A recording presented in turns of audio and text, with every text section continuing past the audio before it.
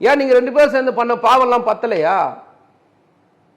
வேளாண் சட்டம், அக்னிபாத் திட்டம், முத்தலாக்கு சட்டம், டெல்லி மாநில பறிப்பு சட்டம், ஆர்டிகல் 370 இதெல்லாம் கூட்டணி தர்மத்துக்காக பண்ண பாவம் தானே ஒட்டுமொத்த இந்திய மக்களுக்கும்.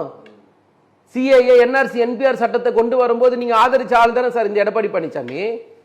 கரசேவைக்கு ஆரம்பிச்ச கூட்டம் தானே சார் இந்த கூட்டம். எடப்பாடி பழனிசாமின்னு சொன்னதுக்கு அப்புறம் வருது இந்த விஷயத்துல நீதிமன்ற உத்தரவை அரசு பண்ண வேண்டியதானே. அதுக்குதான் சொன்னேன், இந்த பாவத்துக்கு மொத்தத்துக்கு எடப்பாடி பழனிசாமி பங்கு இருக்கு. கரசேவைக்கு ஆரம்பிச்ச கூட்டம் தானே சார் இந்த கூட்டம். இல்லன்னு சொல்லுவீங்களா? பேசுங்க சார், தயவு செஞ்சு சொல்லுங்க. அந்த மக்களுடைய மத நம்பிக்கையில நீங்க தலையிடுறீங்கன்னு கேக்குறாங்க. எந்த இப்பவும் சொல்றேன், நான் மன நம்பிக்கையை பத்தியே நான் பேசல. நான் திரும்ப உங்களுக்கு வேணா சொல்றேன், நான் நம்பிக்கைக்கு எதிராக பேசல, மூட நம்பிக்கைக்கு எதிராக பேசுறேன். நான் இந்துக்களுக்கு எதிராக பேசல, இந்துத்துவாக்கு எதிராக பேசுறேன். நிறைய வித்தியாசங்கள் இருக்கு.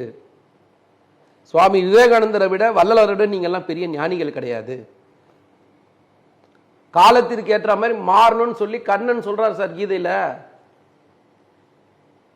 நீங்க காலம் மாறி போனதுக்கு அப்புறம் உட்காந்து பழைய பஞ்சாங்கத்தை பாடிக்கிட்டு இருக்கீங்க. மக்களுக்கு தேவையானதை பேசுங்க சார். மக்களுக்கு சார் வளர்ச்சியை பத்தி பேசுங்க சார். நான் கேட்கிறேன், இதே தீபத்துக்கு 30 லட்சம் பேர் திருவண்ணாமலைக்கு வந்துட்டு போனாங்களே சார், எங்கேயாவது ஒரு சின்ன அசம்பாவிதம் இருந்திருக்குமா சார்? மக்களுக்கு தேவையான அனைத்து அடிப்படை வசதி செஞ்சு கொடுத்தோமா இல்லையா சார்?